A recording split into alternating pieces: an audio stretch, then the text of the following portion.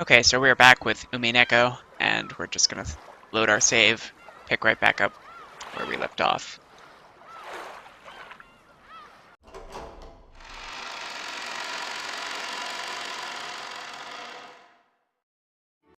Hmm. 面白いことをする。それでその突きつけた条件というのは何か。はい。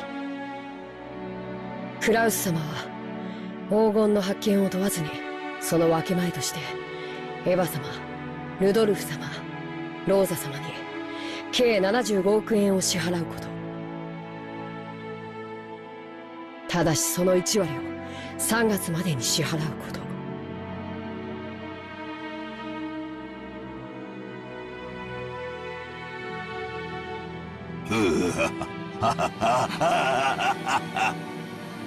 クラウスの間抜けめ。弟たちに足をさらわれるとはな。実に愉快ではないか。しかし詰めが甘いようだな。はい。クラウス様はそれをエヴァ様以下お三人が緊急に大金を用立てする必要があるためとカンパされました。ふん。その程度のことはカンパできるのか。中途半端に無能な男め。今はどうしている？話は一度中断されました。今はベアトリーチェ様の碑文の話をされています。私の黄金がどこに隠されているのか、その謎を解こうとか。はい。Kenzo set down his spectacles and snorted. 奇跡の成就が先か。愚か者どもが黄金を暴くのが先か。実に見ものではないか。愚か者どもが我が謎を解き明かしたなら、その時は私の全ての敗北だ。我が屍を骨の一かけらまでしゃぶり尽くすがいい。愚か者どもの貪欲さが偉大なる魔法に奇跡を宿らせるのだ。だがもし奇跡の成就が先だったなら、ベアトリーチェは再びよみがえる。私が半生をかけて追い求めたあの美少がよみがえるのだ。おー、ベアトリーチェ、奇跡を落とす聖なる夜がやってくるぞ。悪魔たちとのゲームが始まるぞ。私はきっと打ち勝つ。絶対に生き残る。他の奴らの命はくれてやる。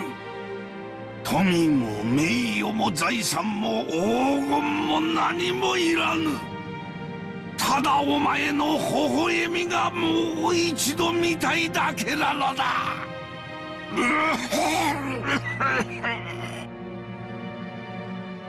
Kenzo choked, apparently in great pain.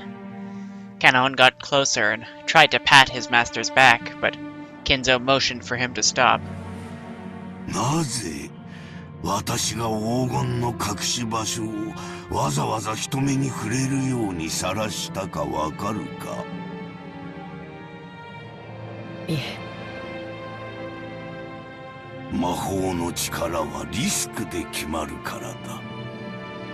ベアトリーチェの黄金を暴こうとする人間が多ければ多いほど、その危険が高まれば高まるほどに、それでもなお成就できたとき、魔法の力は偉大なる奇跡を起こせるのだ。魔法とはつまりゲームなのだよ。優れている者が勝者になるのではない。勝者には魔法が与えられ優れるのだ。わかるか？生命の奇跡が数億分の1という神々しい確率に勝利するからこそ与えられるようにな。お前には少し難しいか。申し訳ございません。よい。つまりはこういうことだ。ベアトリーチェの碑文の謎を解いた者には、私が築き上げてきた全てを与えよう。富、名誉、黄金、そして後宮家の家督。私が築き上げてきた全てだ。その謎に挑む資格があるのは何も私の息子たちだけとは限らぬ。たとえお前であっても、その謎を解けたなら全てを得る資格があるのだ。はい。ですが、僕にはあのような難しい謎は分かりかねます。無論だ。難解に作った。だがお前も挑め。それが我が魔法の奇跡を呼ぶ糧となる。誰もが挑み、誰にも至れなかったら、その時はその時。だが奇跡が集い、魔法の力が生まれたなら、その時こそベアトリーチェがよみがえるのだ。だからお前も挑め。誰もが挑め。そして我が魔法に力を捧げるのだ。わかるな？はい。努力します。For a long while, Kinzo repeatedly muttered to himself, agitated and clutching at his head. Kanon stayed where he was, alert and unmoving, until he was given the next order from his master. Kinzo eventually realized this. もうよい。下がれ。酒棚に菓子の袋があろう。ダチンに持っていくがよい。結構です。僕は家具ですから。ふん。家具は菓子など食わぬか。道理だが。ならばもう下がれ。はい。失礼いたします。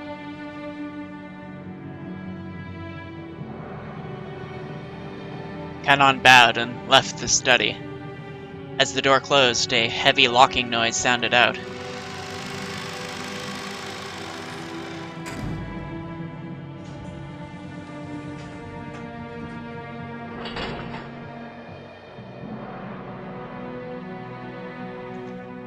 But it was not the sound of Kanon locking the door.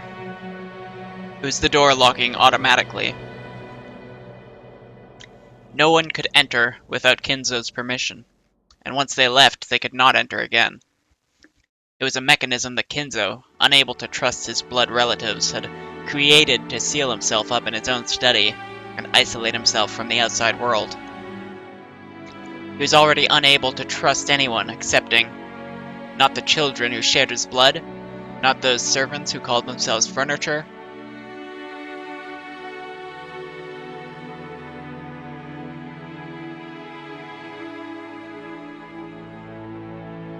Nanjo様、いかがなさいましたか？ああ、源氏様。いや、何？居場所がなくなりましてな。With a bitter laugh, Nanjo turned to face the door to the parlor. That look was apparently enough to tell Genji what Nanjo wanted to say. For the most part, Genji also understood the family's situation. It must have made him want to frown, knowing that right now in the lounge, the master he served was being discussed so disrespectfully. But it would have been very difficult to gather that from his indifferent expression. しかし私には分かりませんな。どうして金蔵さんはこんな挑発的なものを書かれたのでしょう。Nanjo looked at the portrait of Beatrice.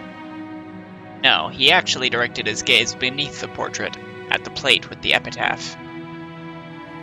私には親方様のお考えを分かりかねます。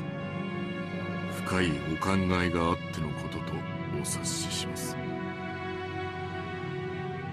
金蔵さんのチェスは昔から随分と遠大な読みで布石を打たれるものでした。いや、時には理解できない一手さえ。私ごとき凡庸では何を目論まれているのか皆目見当もつきませんな。私はこれを親方様の何かの遺言状ではないかと考えています。それを理解できた者に財産や家督をお譲りになられようということなのでしょう。つまり私のようなよそ者に解かれてしまう前に兄弟4人で協力し合って謎を解け。金蔵さんは息子さんたちのことを口悪く罵ってはいますが、なんとか兄弟が仲を取り戻してほしいと願われているのかもしれません。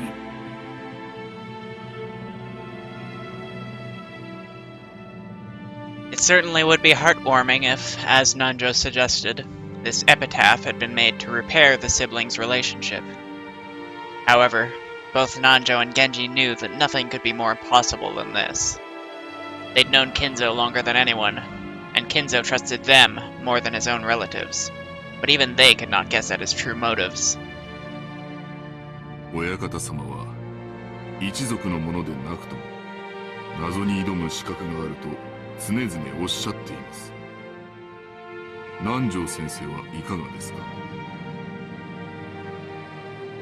いやいや、この老いぼれには少々難解が過ぎますな。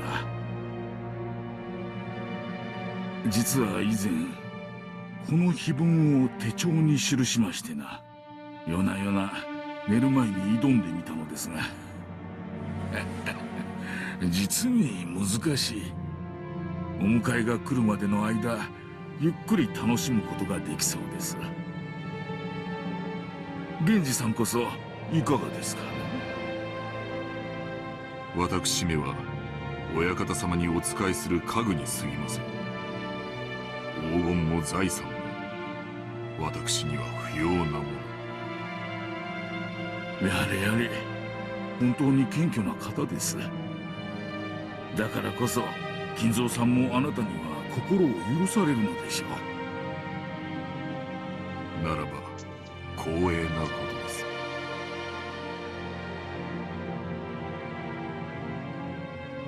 As Nanjo lightly laughed in response, he once again looked at the epitaph. 懐かしき故郷を貫く鮎の川、黄金鏡を目指す者よ、これを下りて鍵を探せ。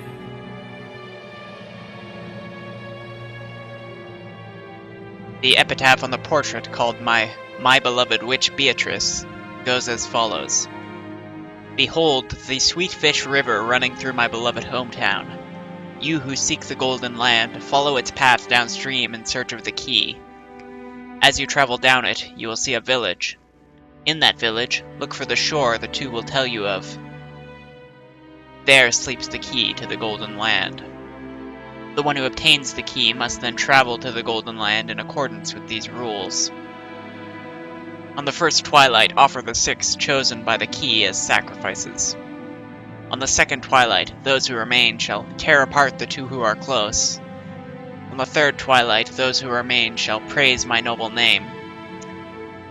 On the fourth twilight, gouge the head and kill.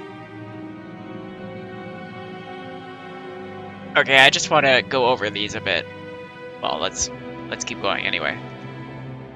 On the 5th twilight, gouge the chest and kill. On the 6th twilight, gouge the stomach and kill. On the 7th twilight, gouge the knee and kill. On the 8th twilight, gouge the leg and kill. On the 9th twilight, the witch shall revive, and none shall be left alive. On the 10th twilight, at journey's end, you shall attain to the power of the Golden Land's treasures, once and for the last time. The witch shall praise the wise and bestow 4 treasures. One shall be all the gold from the Golden Land. One shall be the resurrection of all the dead souls. One shall be the resurrection of the love that was lost. One shall be to put the witch to sleep for all time. Sleep peacefully, my beloved witch Beatrice.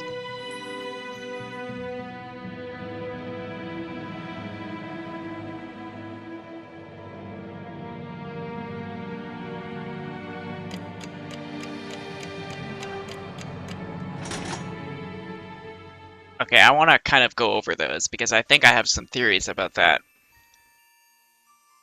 Let's just see if we can get a spot to scroll up on the log a bit. Hopefully the log actually carries over.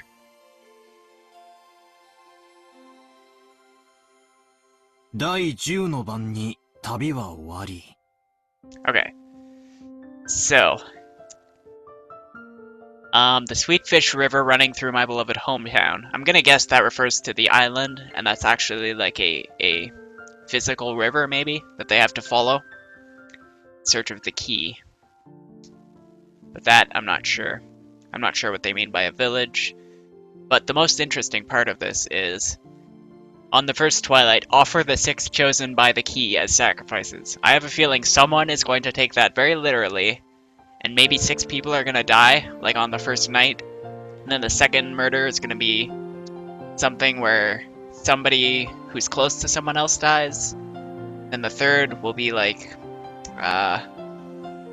maybe, I don't know, that doesn't really sound like a murder. That sounds more like they just praise his noble name. Then on the 4th, gouge the head and kill. That sounds like it's saying someone has to kill Kinzo.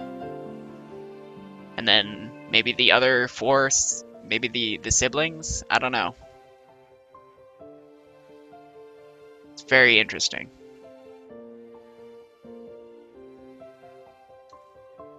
Alright, so let's see what they have to say about it. 黄金鏡に至るだろうか。しかしマリアは豆だな。ちゃんとメモしてるとは偉いぜ。マリアは忘れっぽいからちゃんと書く。ママに言われたからちゃんと書く。 There was a notebook inside the handbag Maria was always carrying around, and Beatrice's epitaph was copied onto it. Thanks to that, we were all able to challenge the puzzle of the epitaph while walking down this beach. Jessica and the rest had already tried to solve it several times, and had already gotten bored with it. However, since this was a first for me, I was so excited that I couldn't stop. It really tickled my sense of adventure.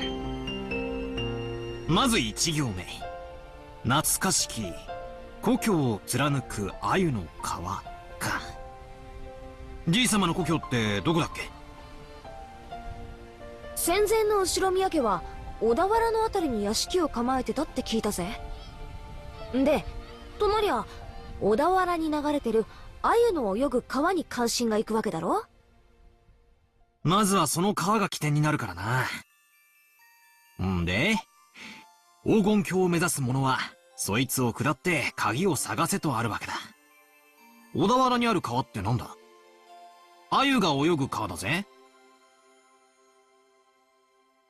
小田原で鮎って言ったら早川だろうね。渓流釣りで有名だよ。マ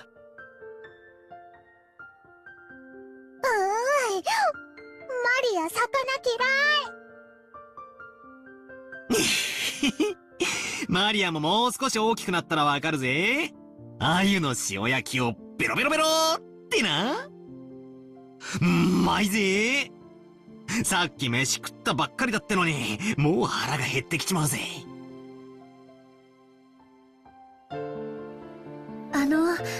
ビスケットでもお持ちしましょうか？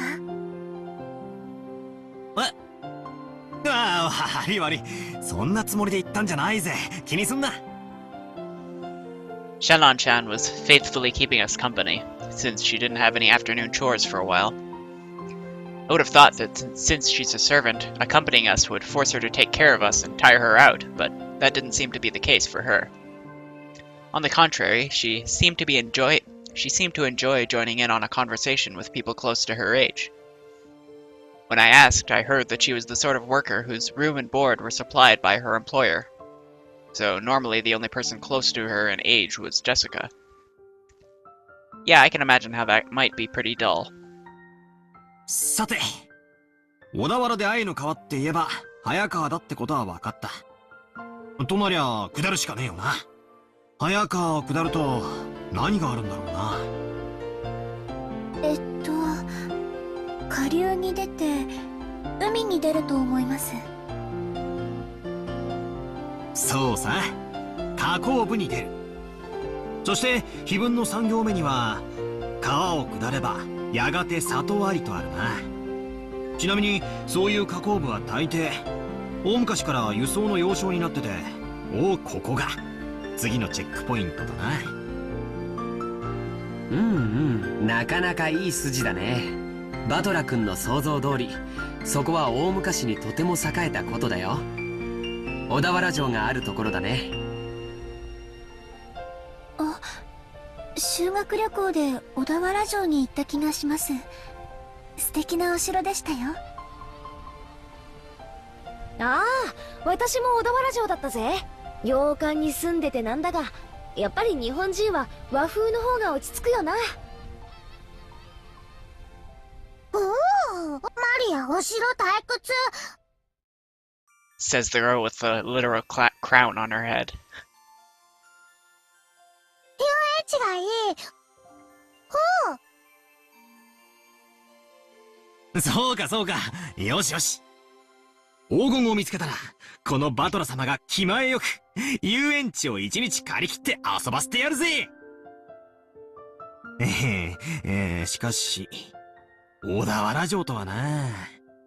小田原城の隠し黄金。こりゃなんだかいかにもって感じだよな。ま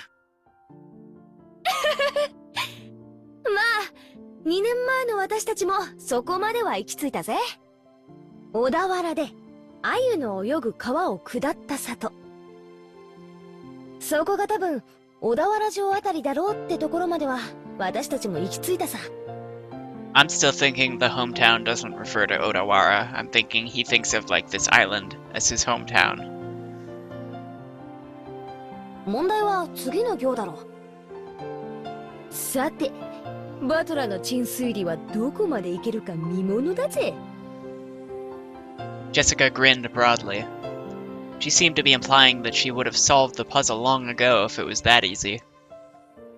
Damn it. I'll definitely find it and keep it all for myself. 4行目。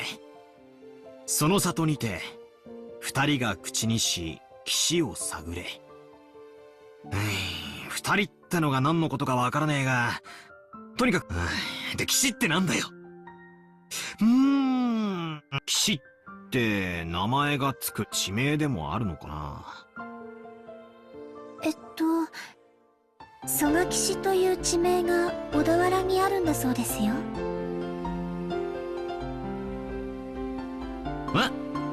おお、詳しいな。ってことはなんだよ。シャノンちゃんも黄金を狙って謎解きに挑戦してるんだな。となりゃ俺たちはライバルだぜ。別に黄金なんて興味は。ただ以前にジョージ様から教えてもらっただけで。2年前の私たちも同じ推理に行き着いたってわけさ。わざわざ地図を広げて調べたんだぜ。小田原城の北に5キロくらいだったかな。そこには確かに蘇我騎士という地名があるよ。でもそこからがわからないんだ。次の5行目にはその土地のどこに鍵があるかは記してない。マリアちゃん、読んでくれるかい？おう、そこに黄金鍵が眠る。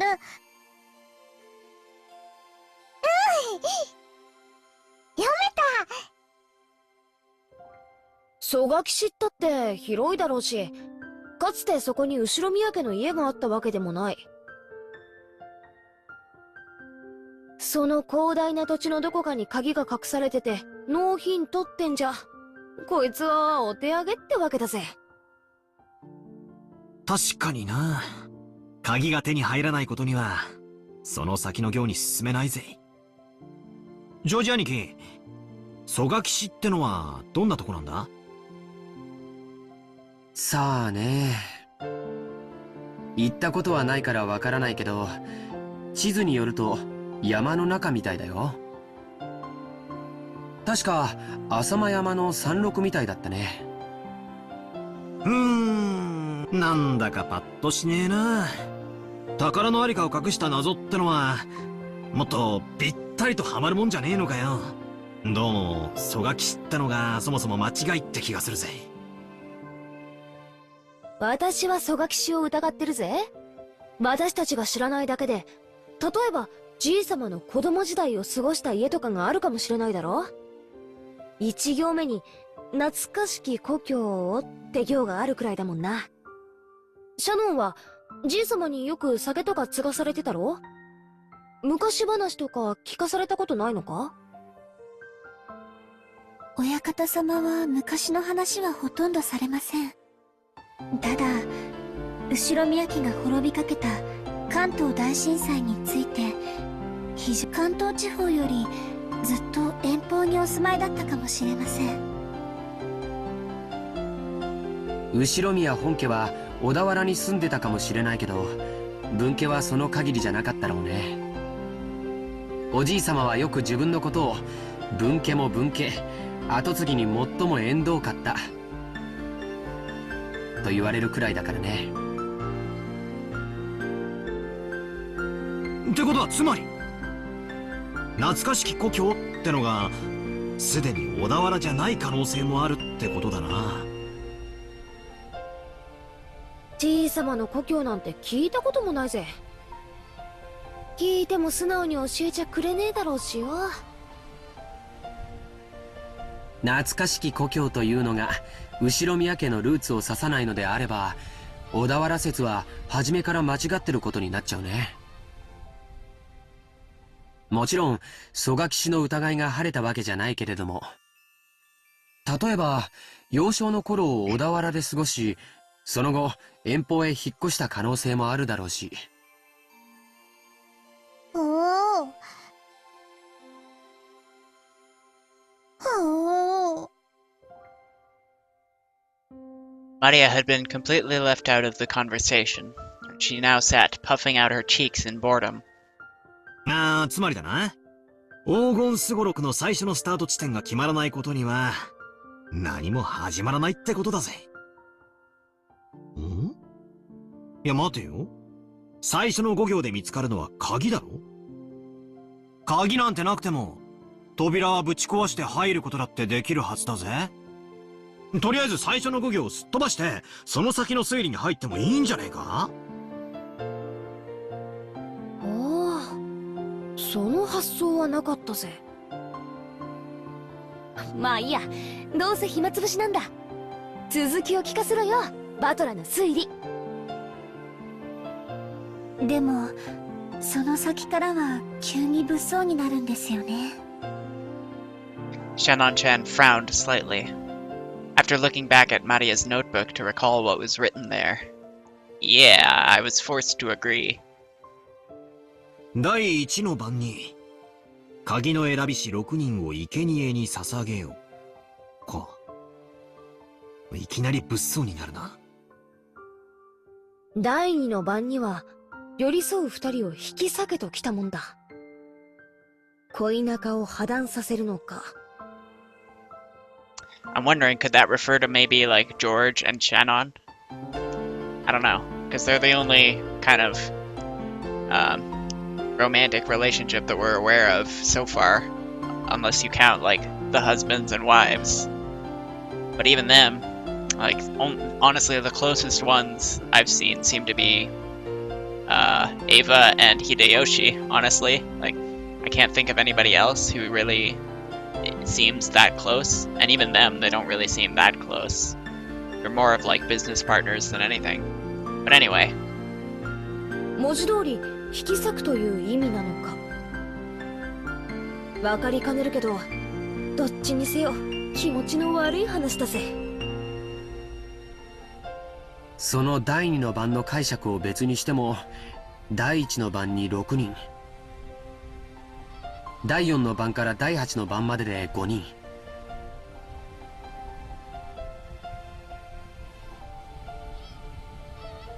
少なく見積もっても11人が生贄にされなきゃならない。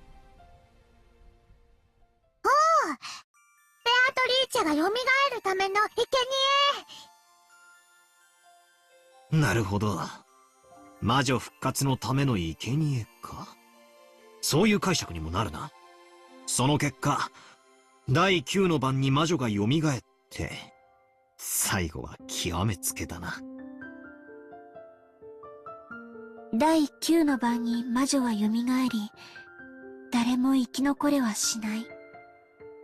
結局はみんな死んでしまいます。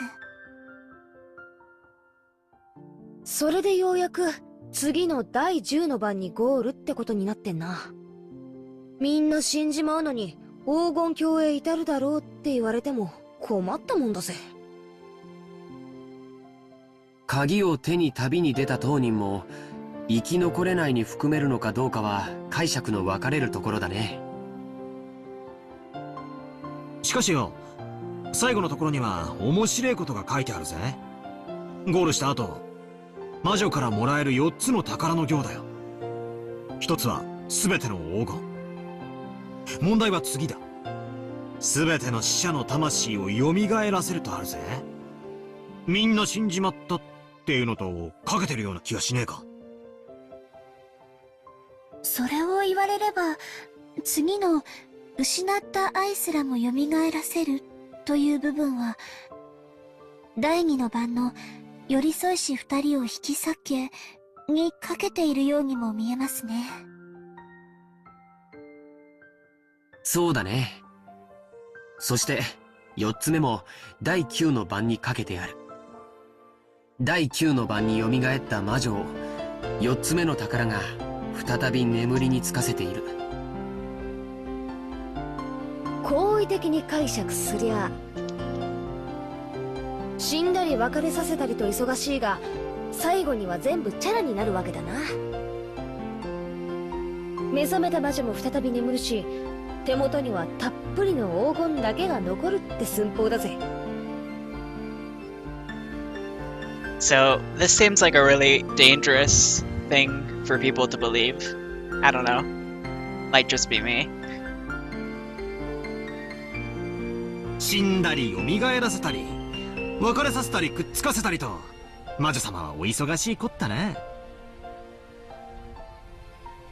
ついでに起きたり眠ったりな。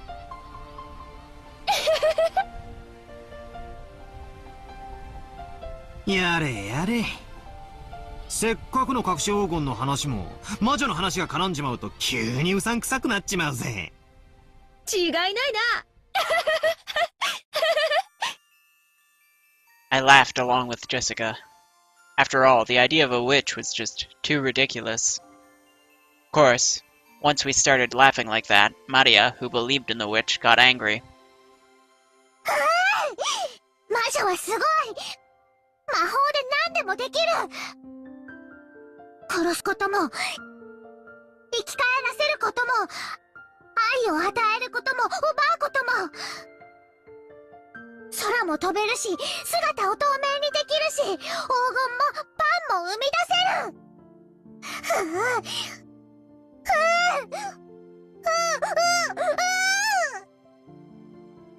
いけね。悪い悪い。冗談だよ。Jessica apologized, sticking out her tongue, but Maria didn't accept it. She grabbed her notebook back out of my hands and, opening to some other pages, tried to prove that the witch existed. Those pages had colorful drawings of witches on them, and well conveyed the fantastical image Maria had of witches. It wasn't the normal sinister image of a crooked-nosed hag flying around on a broom, but a dreamlike person with unnatural powers who could do anything and wore a beautiful dress. It was just what you'd expect from an imaginative young girl. Flitting through the sky, crossing a rainbow, dancing around all night with a teacup and a teapot that would never get empty no matter how much you poured out of it. With a flourish of her staff, the stars in the sky would become candy and pour down. Flowers that produced sweets would bud by the roadside. To Maria, witches were the only concept that could embody the magical dream that so captivated her. As she grew older, it was the last remaining thing that could give richness to her dull and plain everyday life. That's why Maria believed in witches. She didn't want that dream of hers to be tarnished. That's why she didn't want anyone to tarnish the epitaph, which affirmed the existence of witches. Because the witch named Beatrice is Maria's dream. マリアちゃんにとってはこれは黄金の隠し場所を示すものじゃなくて魔女を蘇らせるための魔法なんだって。 So it was the single link between Maria and the witch. Maria was very angry and clung to George Aniki. Jessica and I scratched our heads and apologized. It might not be possible to smooth things over again like the time she got mad in front of the portrait. Maria didn't seem willing to be easily consoled. Unlike Jessica and I, who hung our heads wondering what to do, Shannon-chan timidly opened her mouth. マリア様、ご存知ですか？私たち使用人の間では、ベアトリーチ様の怪談が語り継がれているんですよ。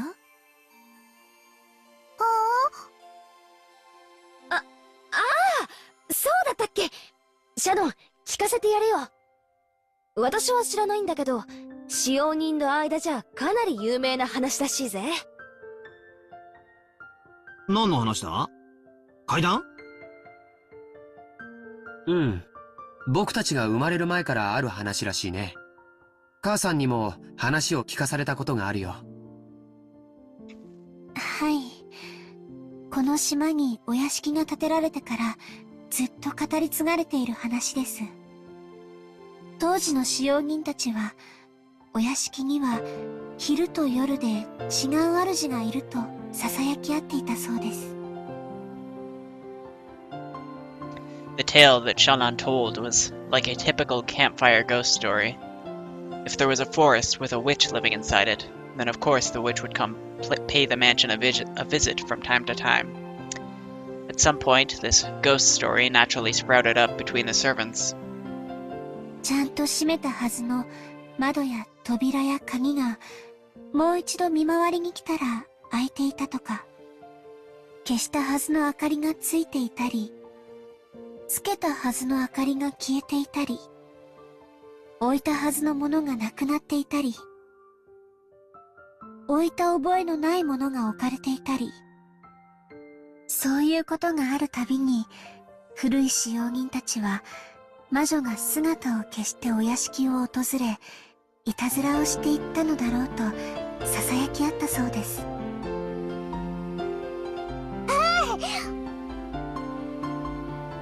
ほら、いる！ベアトリーチェはいる！なあ、いるよな。私も昔よく登校の時に限ってカバンが見つからなかったりしたもんだぜ。Maria puffed out her chest with an as though this was final proof of the witch's existence. If I opened my mouth, Maria would probably be hurt again, so I didn't. I mean, you hear this kind of story everywhere. Depending on the place, they might blame it on a dwarf or an elf. The only difference is that they call it a witch on this island. Of course, walking around a vast, elegant mansion at night would be a little unsettling, It's an island devoid of people. Since the mansion is so drafty, walking around on the night of a thunderstorm would certainly be eerie. 他にも鬼火や輝く蝶々が舞っているのを見たという使用人も。カノン君もそれらしいものを以前夜の見回りの時に見たことがあると言ってました。あと最近ではお屋敷の中で深夜に不思議な足音をよく聞くと使用人の間で話題です。私たちは肖像画の中のベアトリーチェ様が姿を消してお屋敷の中を散歩しているんだろうと囁き合ってるんですよ。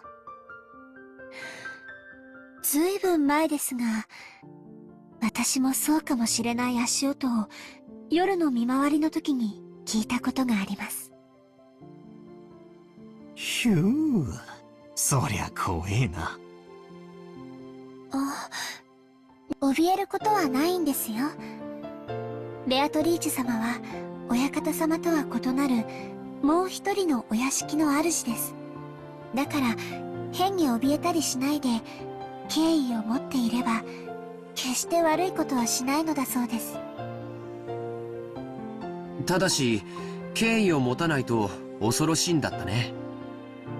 はい、私が勤めを始める直前にベアトリーチェ様のことを悪く言っていたそうです。だから使用人たちはベアトリーチェ様のお怒りに触れたのだろうと噂し合ったそうです。バトラとジェシカきっとお怒りに触れる。わあ、悪かったぜ。お怒りに触れちゃたまるねえ。謝るよ、マリア。もちろん魔女様にも謝るぜ。ベアトリーチェ様、ごめんなさい。よそ者のザレ言と思って勘弁してやってください。私も謝るぜ。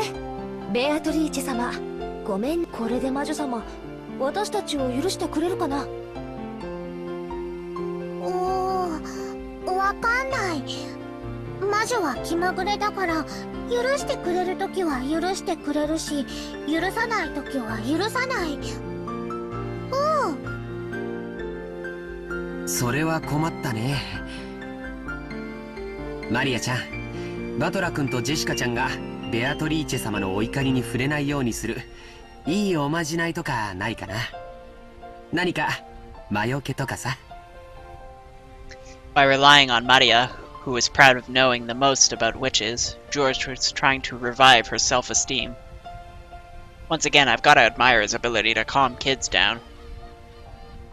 After taking a moment to cross her arms and seriously ponder whether there might be a charm that could save us, she started flipping through the pages in her notebook.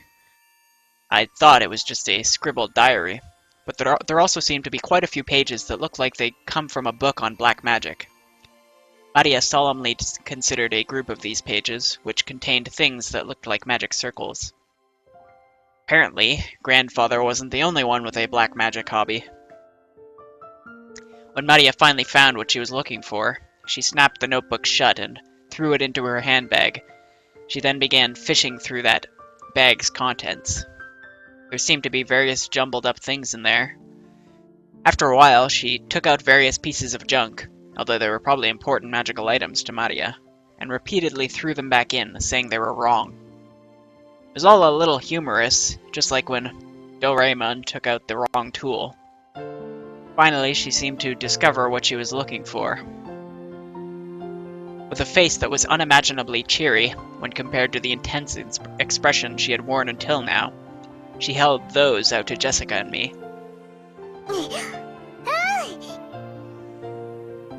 I grabbed it and saw that it was a very cheap-looking charm. It looked like a bracelet made from a plastic rosary, with a scorpion-themed medal attached. Haven't you ever seen those cheap Zodiac-themed accessories? The kind you might win in a crane game at an arcade? It really looked like something like that. There were two of them. Probably one for me and one for Jessica. However, the very fact that there were two of them made them feel even more like cheap manufactured goods. making it pretty hard to think of them as magical items. これを私とバトラに？このお守りならベアタリーチェも大丈夫。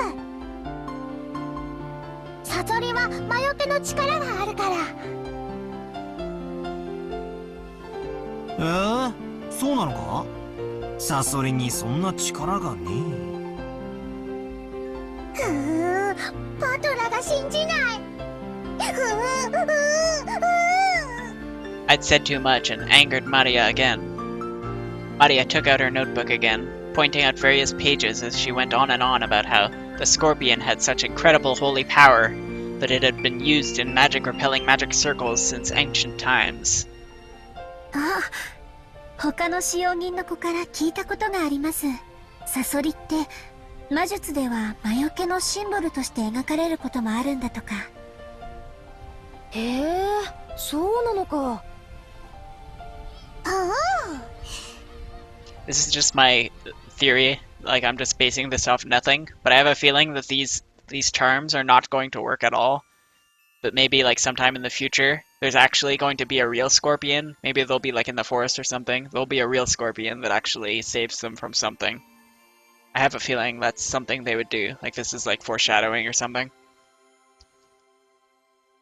サソリは悪い魔法や最悪から守ってくれる。そしてエメラルドは心に平和をもたらしてくれる。だから二重で効果がある。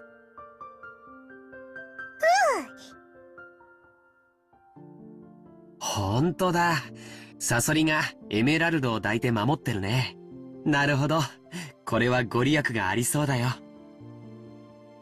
I really wanted to make fun of those worthless-looking charms, but as I watched Maria explaining with all her heart and realized that she'd found them for our sakes, I started to feel like it might actually work, even if it was just a prize from some game center. The material quality of the charm didn't matter. What mattered was the strength of her feelings. Even I don't think of myself as the sort of loser who'd laugh at something like that. そっか。ありがとな。ベアトリーチェ様には謝ったけどよ。万が一たたりがある時でも、マリアのこのお守りのおかげで安心だぜ。な、ジェシカ。ああ、そうだぜ。ありがとうな、マリア。心に平安が欲しいときは腕につける。お財布に入れるとお金が減らなくなる。ドアノブにかけておくと悪いものが入ってこられなくなる。便利なお守り。I don't know why, but all those things seem like things to remember. Except for the whole wallet money not decreasing thing, but I feel like that hanging it on a doorknob might come into play. I don't know. それはすごい効能ですね。マリア様が自信を持って進めるお守りならきっと頼もしいものと思います。Shannon-chan clapped her hands together, and Maria stuck out her chest. She was totally in a good mood again. It's probably best if we let her lead the conversation a bit longer, if it'll keep her in such a good mood. Come to think of it, she looked a bit bored when we were getting excited about the hidden gold, probably because she couldn't keep up. While eating the cookies Kumasawa-san had baked, Jessica and I asked Maria this and that about black magic. Maria happily chatted away in response to our questions. Each time, George Aniki and Shannon-chan would act surprised or chime in. The clouds in the sky grew darker and darker, but we cousins really enjoyed communicating freely after a year of separation.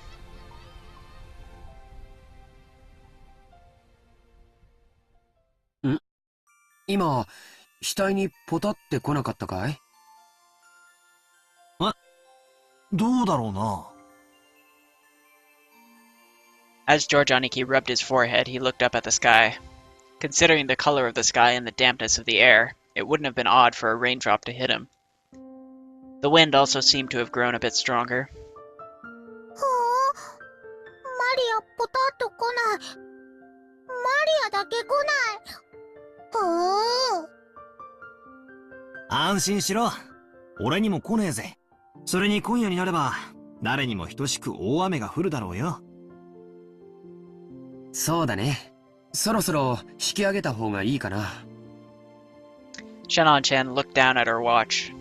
It was probably well into the evening by now. もう仕事に戻る時間かよ。はい、皆様と一緒でありがとうございました。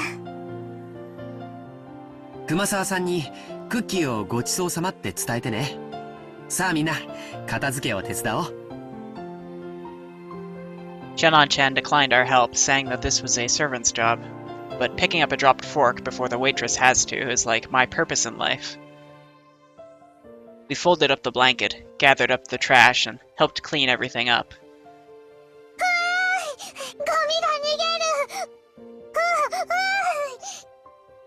そいつは逃がさないぜ。マリアより先にいただきだ。マリアが拾う。マリア、靴を濡らすなよ。怒られるぜ。To Maria, chasing after some trash sent flying by the powerful winds was just another game. By the time we finished, the wind was blowing pretty strongly. Probably a good time to head back. 皆様のおかげで助かりました。ありがとうございました。もう本当に時間がないみたいだね。先に戻っていいよ。George Aniki perceived from her hurried appearance that very little of her free time was left. 源氏さん、時間には厳しい人だからな。定時に持ち場についてないと厳しそうだぜ。また後でね。お仕事頑張ってね。はい、それでは失礼させていただきます。After making a respectful bow, Shannon-chan ran towards the rose garden. じゃあ、俺たちもゲストハウスへ戻ろうぜ。テレビでも見てくつろがせてもらうさ。テレビ見る。テレビ見る。なら決まりだな。戻ってみんなで一緒にテレビでも見ようぜ。Maria, who wasn't done having fun, agreed once television was mentioned. We climbed up the gentle stairs and returned to the rose garden.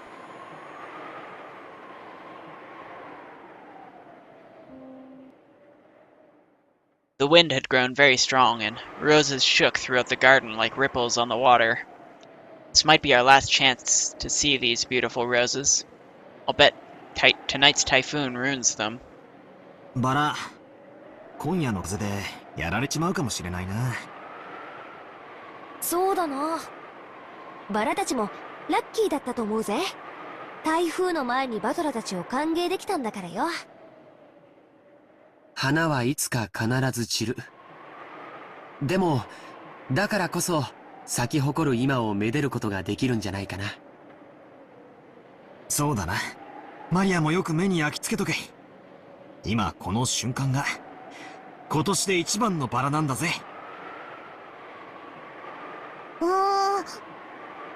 目に焼き付ける。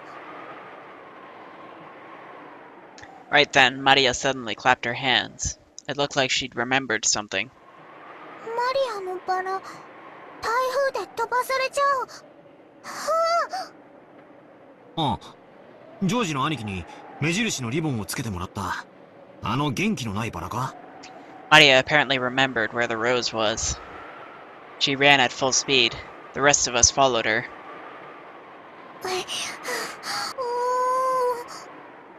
あれはどこだったっけな。確かこの辺だったと思ったぜ。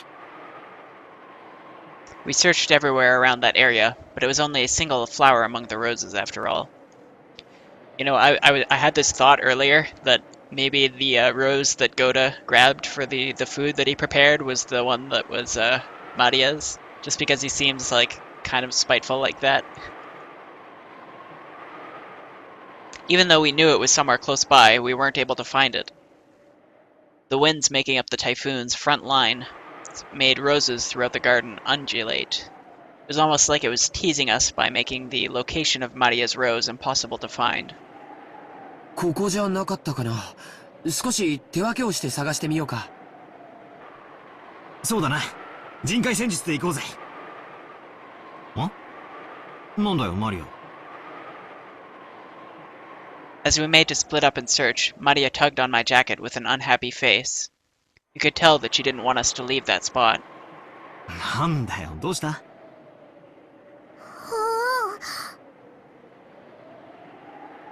ここにあるの？でも現にないぜ。この花壇の裏側だったかもな。みんなで探せば早いぜ。ここなの。マリアのバラはここなの。探し。Maria stomped her feet in irritation. She pointed at that spot and said it was definitely there, but in actuality it wasn't. Even so, Maria got mad when we said we were going to search elsewhere. We were at a loss for what to do. For a while, we had to stay near Maria and pretend to search through that rose thicket.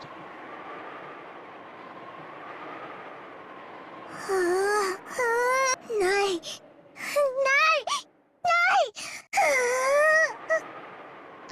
Maybe she's saying that it should be here, but isn't. Maria became increasingly irritated. マリアがすっかり機嫌を損ねちまったぞ。マリアはたまにすごくどうでもいいことを気にし始めちゃうんだよ。それがどうにかなるときはいいんだけど。ないものは探せないしね。困ったな。Just when we were at a loss of what to do, Maria called out in a loud voice. We could see Aunt Rosa in the direction Maria was waving her hand. Maybe she wanted to look at the garden one more time before the typhoon came, or maybe she had some business at the guest house. Aunt Rosa was coming from the mansion. She quickly noticed her daughter's voice and came over. あらあら、どうしたのみんな。何か探し物なの？探して。ママもマリアのバラを探して。マリアのバラって？この辺に元気のないバラを一つ見つけて、それに目印をつけ。飴玉かなんかの包み紙でキュッと。しかしマリア、確か俺の記憶が正しけりゃすぐ手前の目立つところに生えてたはずだぜ。足が生えてどこかに行っちまったんじゃなきゃ他の場所だったと思うぜ。マリアの記憶違いじゃないのか？ここなの。パトラが信じてくれない。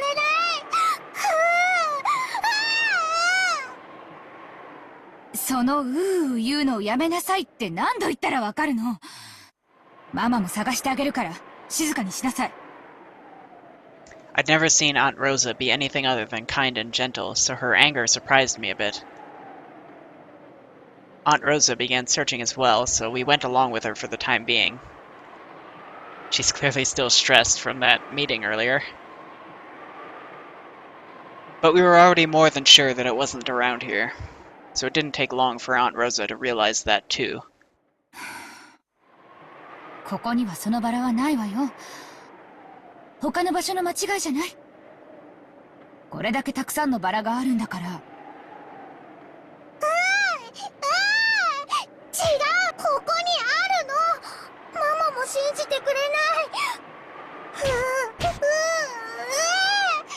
ちゃんと信じて探してるでしょ。でもないじゃない。でもここなの。ここにあるのにないの。じゃあ誰かが抜いちゃったんでしょ。とにかくその言うのやめなさい。マリアのバラ返して。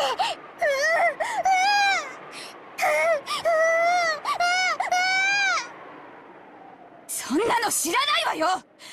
やめなさい。その言うのやめなさい。Aunt Rosa slapped Maria's left cheek with her palm. In that instant, Maria was shocked into silence. Of course, it was only for an instant. When Maria realized that her wish was being rejected, she started yelling even louder. マリアのバラ。マリアのバラ。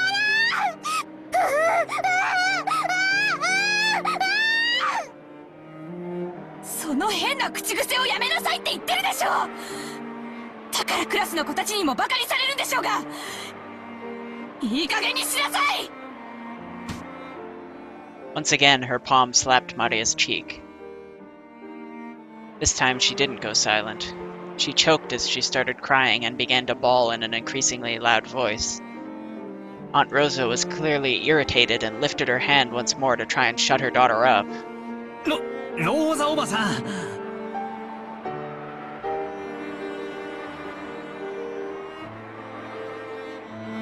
I tried to cut in with a bitter smile, rubbing my hands together, but Aunt Rosa glared at me with a serious face and I realized that I should have stayed out of this. ごめんね。バトラ君たちはちょっとお部屋に戻っててくれる。おばさんはマリアとちょっと話があるの。誰もマリアのバラを信じてくれない。ここにあったのに。探してここなの。ここにあったの。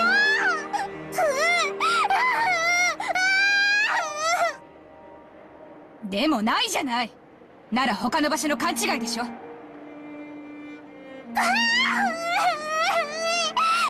なの。絶対にここなの。じゃあなくなっちゃったのよ。諦めなさい。どうしてマリアのバラがなくなった。どうして。知らないわよ、そんなの。だからその言うのをやめなさい。 Aunt Rosa once again raised her hand, overcome by emotion, and slapped Maria's cheek. It was strong enough to knock Maria over. ローザおばさん、いくら娘でも暴力はいけねっすよ。I stepped between them to protect Maria, who was still on the ground, crying. I knew that as an outsider, problems between parent and child were none of my business, but I wasn't brought up to just silently observe something like this. バトラ君は変に思わないの？あなたの学校にうなってる女の子なんている？いや、まあさすがに高校には。でも小学生ならそういう言うのも可愛いじゃないっすか。可愛い？言うのが可愛い？可愛いって？ My careless words seemed to have earned me Aunt Rosa's wrath. She grabbed my collar with a terrifying expression. バカ言ってんじゃないわよ。マリアがいくつか知ってる？小学4年生なのよ。幼稚園児じゃないのよ。それなのにまだクラスで言ってるのよ。この子クラスでなんて言っていじめられてるか知ってるの？この変な口癖のせいで未だに友達の一人もいないのよ。無責任にマリアのこと可愛いとか言って現実から目をそらさないで。この子の将来のことをもっともっと真剣に考えて。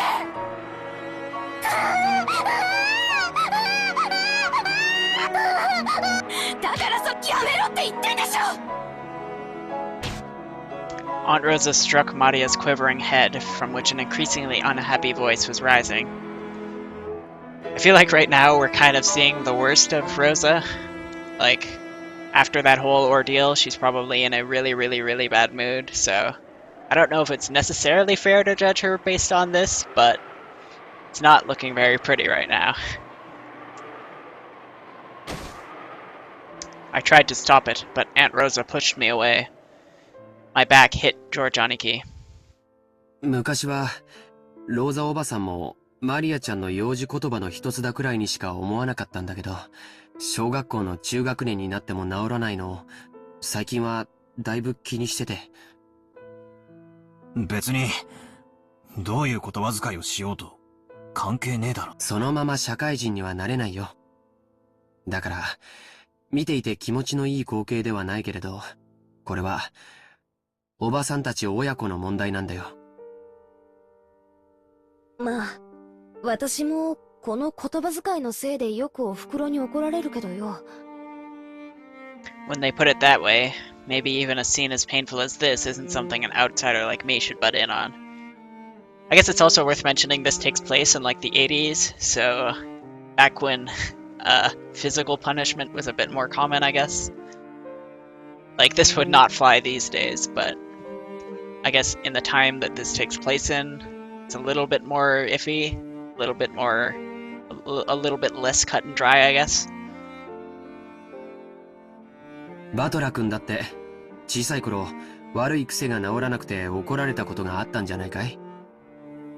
まあ、一つや二つは。授業参観の日に人前でずっと怒られてた時は恥ずかしくてたまらなかったぜ。じゃあ今のマリアちゃんたちの気持ちはわかるよね。僕たちにここにいてほしいとは思わないんじゃないかな。ジェシカちゃんにもわかるよね。怒られてるところを誰かに見られてとは思わないぜ。行こう。ゲストハウスへ戻ろう。そしてマリアちゃんが戻ってきたら何事もなかったかのように迎えてあげようよ。それが一番じゃないかい。We thought George Oniki's point was probably a reasonable one, and we may have been eager to use that reasonable-sounding argument as a justification to retreat from this heart-rending scene. Jessica and I nodded at George Oniki, and we all left. We called towards Maria, telling her that we were going to head to the guest house, but she didn't seem to hear, and we felt sort of guilty and shameless after saying it. それなら好きなだけ一人で探しなさい。ママは知りません。探す。マリアが一人で探す。ママが知らなくても探す。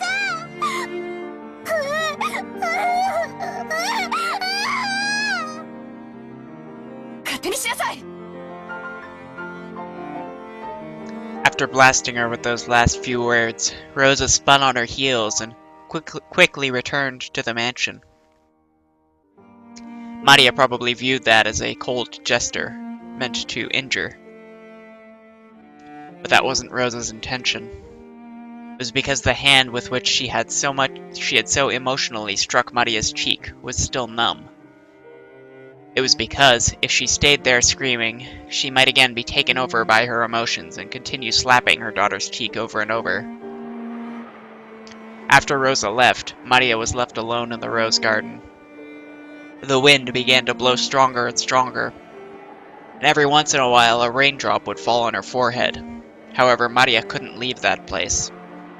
Not until she found that poor, wilting rose. It had definitely been there. Even so, it wasn't. Even though she knew the place, and even though it had been there, it wasn't.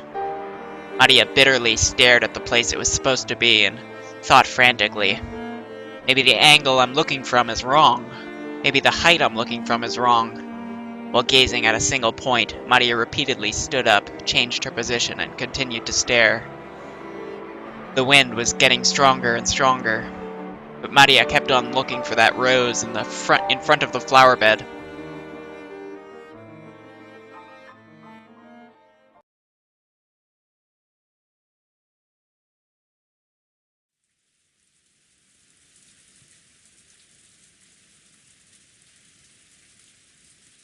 Alright, I think that's as good a place as any to stop, so we're gonna end it there.